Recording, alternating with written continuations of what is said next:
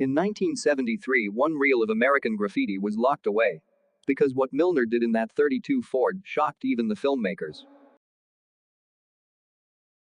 The 1932 Ford from American Graffiti wasn't just picked for its looks. Lucas and Gary Kurtz chose it specifically because the pre-chopped roof nailed the perfect hot rod aesthetic they needed. The car was built in Ignacio, California by Henry Travers, who sent it to Bob Hamilton's shop before it got its iconic canary yellow paint job at Orlandi's. And those tiny motorcycle fenders weren't a style choice. They were the bare minimum to satisfy local fender laws while keeping that aggressive highboy look. But why did they dye the interior instead of reupholstering it? How did a car set in 1962 end up with a later-era engine? And what's the story behind that THX 138 license plate? These are 20 weird facts about Milner's 1932 Ford that will blow your mind. Number 1. The chop-top decision. George Lucas didn't want just any old 32 Ford for American Graffiti. He wanted one that already looked fast and dangerous. After checking out dozens of cars, he found the perfect one in Northern California. Its roof had already been professionally chopped about 3 inches lower, giving it that mean, low-down hot rod look. That lucky find saved the movie team thousands of dollars and weeks of custom work. Most other Fords they saw had tall roofs or sloppy cuts that didn't look right on camera. But this one? It looked like trouble in the best way. That chopped roof became Milner's signature style and helped the car look like a real street racer, not a movie prop. Years later, when another film needed a similar hot rod, they used the same car again because no other 32 Ford had that perfect attitude. Funny thing is, people still think the roof was chopped for American Graffiti, but it was already that way when Lucas found it. Number 2. The Ignacio build story. The famous yellow coupe wasn't pulled from a studio garage. It was built by hand in a small California town called Ignacio. Henry Travers, the movie's transportation boss, was also a real hot rod guy. Instead of renting a car, he decided to build one from the ground up. He started with a real 1932 Ford frame and body, then sent it to Bob Hamilton's shop in the Bay Area. Hamilton was known for building cars that looked like they came straight out of the early 60s. Together, they built the coupe using old-school hot rod methods, boxing the frame for strength, lowering the front axle, and keeping everything simple and tough. The build took about 4 months, with Travers personally checking every detail. He wanted a car that looked cool on camera and could handle real driving, not just sit on a trailer. When filming started, the coupe ran perfectly through long nights and early mornings. No breakdowns, no drama. It wasn't just a movie car, it was a real hot rod. Number 3. The Orlandi paint job. That bright yellow paint wasn't a random choice. It was carefully planned to shine on screen. After Bob Hamilton finished building the car, Henry Travers sent it to a custom paint shop called Orlandi's near San Francisco. The painters there mixed a special shade of canary yellow just for American Graffiti. It needed to pop under streetlights during night scenes but not be so bright that it blinded the old film cameras. They used lacquer paint, which gave the car that deep glossy shine hot rodders love.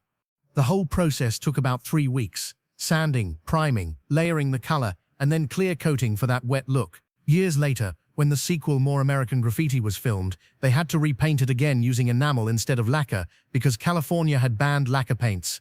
The color looked almost the same on screen, but car experts could spot the change. That yellow wasn't just paint, it became part of movie history. Number 4. The motorcycle fender hack. Those tiny front fenders on Milner's Ford weren't there for style, they were there to keep the cops happy. In California, it was illegal to drive a car without fenders that covered the tires. But full-size fenders would have ruined the hot rod's tough, open-wheel look. So Henry Travers came up with a clever idea. He used small motorcycle fenders that barely covered the tops of the tires. That way, the car technically followed the law, but still looked fast and mean. The fenders were mounted on custom brackets shaped to match the tires perfectly. They didn't do much to stop dirt or rocks, but they fooled the law and they looked cool doing it. After the movie came out, other hot rodders loved the look and started copying it. Before long, Milner-style motorcycle fenders became a popular trend in the car scene. A simple fix for a legal problem ended up changing hot rod style for decades. Number 5. The sectioned grille shell. Milner's 32 Ford didn't just look low because of its chopped roof. The front grille was also secretly modified. The crew sectioned the grille shell, which means they cut it horizontally and shortened it by about 2 inches. That small change made a big difference. It gave the coupe a forward-leaning, aggressive stance, like it was ready to leap off the line. This trick was popular among real hot rodders back in the early 60s, and it helped the car look true to its time. Shortening the grille wasn't easy. The team had to reshape the hood sides and adjust the radiator mounts to match the new height.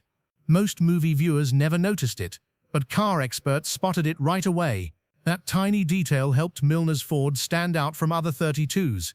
It showed that the people who built this car cared about every inch of its look, not just what the camera could see. Number 6. The interior dye job. When the filmmakers got the car, the inside didn't match the tough street racer look they wanted.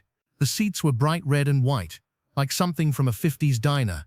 Instead of spending money on new upholstery, the crew came up with a cheap but smart fix. They dyed it black. The original tuck-and-roll seats were still in great shape, so they used a special vinyl dye to turn them dark without replacing anything. It saved the production about $2,000, which was a lot at the time. The new black interior made the car look meaner on screen and also reduced glare during the night scenes. Even today, most people assume it was always black, but if you look closely in the corners and seams, you can still spot bits of the original red color. That quick decision not only saved time and money, it gave Milner's coupe the cool, shadowy look that fans remember to this day. Number 7. The rare mana-free intake. Under Milner's yellow hood sat something truly special, a Chevrolet 327 engine fitted with a rare mana-free intake manifold. Instead of the usual dual-carb setup, this one had 4 Rochester 2-barrel carburetors. That meant 8 barrels of fuel and air feeding the engine, giving it a wild, powerful sound when the throttle opened. Back in the early 1970s, finding a mana-free intake was already hard. They were made in small batches by a California company that catered to serious racers. The setup looked aggressive and felt authentic for a 1960s-style hot rod, even though the 327 engine itself came from a slightly newer era. Henry Travers could have chosen a more common part, but this one gave the car the perfect mix of performance and personality. Today, that exact intake is a collector's dream. It can sell for thousands of dollars. In American Graffiti, it helped make Milner's coupe sound as mean as it looked. Number 8. The mismatched drivetrain. Milner's 32 Ford wasn't built with matching parts. It was a mix of whatever worked best, just like real hot rods of the early 60s. Under the hood was a Chevy 327 engine, connected to a tough Super T10 4-speed transmission and a 1957 Chevy rear end with 4.1 gears. Those gears were great for quick starts, but made highway driving loud and rough. The drive shaft came from another car, and even the U-joints were taken from a truck. Nothing matched, yet everything worked perfectly together. This wasn't a mistake. It showed the real hot rod spirit. Use what you can find, make it fit, and make it fast. The mix of parts gave the car character and made it believable as something a young street racer like Milner would build himself. That imperfect combination turned out to be one of the most authentic details in the whole movie. Number 9. The bolt-on camera platforms.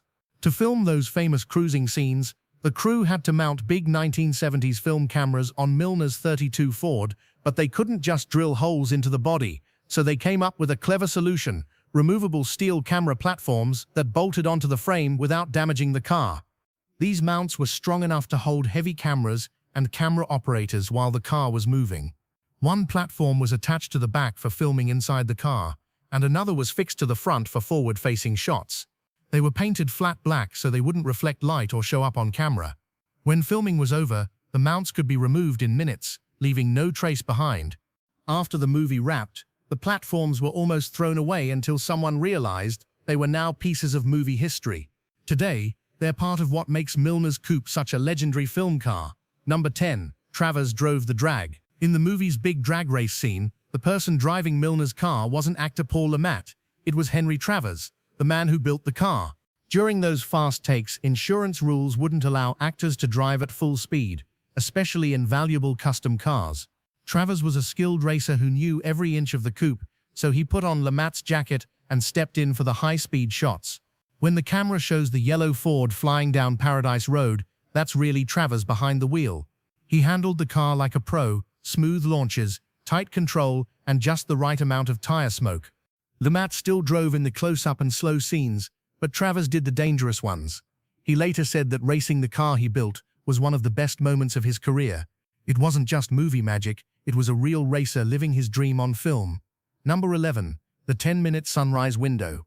The final drag race in American Graffiti wasn't just tough on the drivers, it was a race against time. George Lucas wanted the scene shot during that perfect moment when night fades into morning, giving the sky a blue-orange glow. The crew had only about 10 minutes each day to get the lighting just right. For 3 mornings they set up everything, the cars, cameras and actors, waiting for the sun to rise. On the 3rd try, the weather finally cooperated. 6 cameras rolled at once while the race, the crash and the reactions all had to happen in one go. There were no second chances. If something went wrong, they'd have to wait another full day. Thanks to careful planning, they nailed the shot in under 8 minutes. That's why the final race looks so magical. It wasn't just filmed at sunrise, it was filmed with sunrise, capturing real light and real emotion. Number 12. Falfa's rollover problem. The crash at the end of American Graffiti was supposed to be big and dramatic, but the '55 Chevy refused to roll over. The crew built a hidden pipe ramp so the car would flip when it hit it, but every time they tried, it just bounced and landed back on its wheels like nothing happened.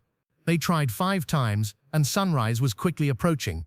Finally, the crew came up with a desperate plan. They hooked cables to the far side of the car and had several men pull with all their strength as it hit the ramp. Even then, it took 2 tries to make the Chevy flip properly. Actor Harrison Ford, who played Falfa, got a little sick from all the rough takes. After 7 attempts, they finally got the shot they wanted, just minutes before they lost the light. Today, movie crews use computers and hydraulics, but back then, it was all muscle, timing and luck. Number 13. The California Kid Connection. A few years after American Graffiti, Milner's yellow Ford made a secret return to Hollywood. In 1974, when the movie The California Kid was being filmed, the crew needed close-up shots of a supercharged engine and a speedometer climbing past 100 miles per hour. The real car from that movie had such a tight engine bay that cameras couldn't fit inside. Someone remembered the old graffiti coupe sitting on the Universal lot. Its engine compartment was wide open, perfect for filming. They rolled it onto a soundstage, swapped a few parts for disguise, and used it for all the detail shots. Even the speedometer scene was filmed in Milner's car with new gauge faces. If you watch both movies carefully, you can spot the same dashboard and engine shots.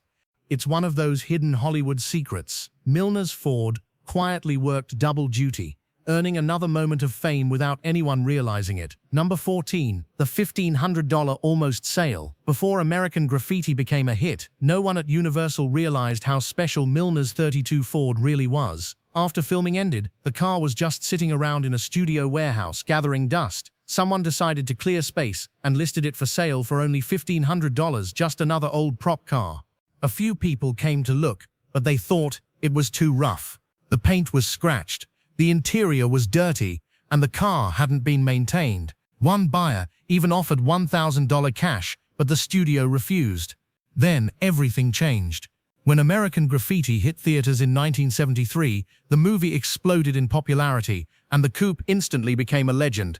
That same buyer called back, offering $10,000, but it was too late. Universal had pulled it off the market. They suddenly realized they almost sold one of the most famous movie cars in history for next to nothing. Talk about a close call. Number 15. The sequel repaint quirk.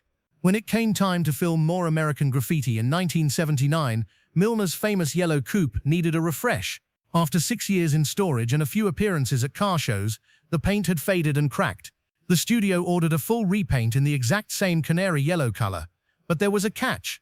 By then, California had banned the old lacquer paints used in the early 70s, so they had to use enamel instead.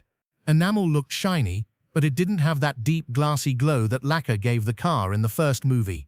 Under the lights, it appeared the same to most people, but real hot rodders could tell something was different. The enamel was harder and more durable, but it also made repairs more difficult. That repaint may have kept the car camera ready, but it also erased some of the little scars and scratches that told its story from the original film. Number 16. The sealed bid transfer. After more American Graffiti was finished, Universal Studios decided they no longer needed Milner's '32 Ford. But instead of selling it at a public auction, they tried something different. A sealed bid sale. That meant anyone interested had to write down their best offer and send it in an envelope without knowing what others would bid. The highest offer would win. A car collector named Steve Fitch had been tracking the coupe for years. He guessed most people would bid between $20,000, so he offered $35,000 and waited nervously for weeks. When the envelopes were opened, Fitch's bid won by just $2,000. The next highest bidder was crushed, realizing how close they'd been. Fitch kept the car for a few years, proudly showing it at events and keeping it in great condition. The secret sale added mystery to the car's story and helped turn it into a legend. Number 17. The Superfan Owner.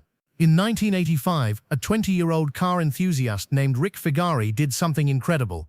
He bought Milner's legendary 32 Ford. Rick had fallen in love with the car after seeing American Graffiti as a kid and dreamed of owning it someday. He worked multiple jobs, saved every dollar, and finally convinced the car's owner, Steve Fitch, to sell it. Most young guys would have customized it or driven it hard, but Rick saw it differently. He treated it like a piece of history.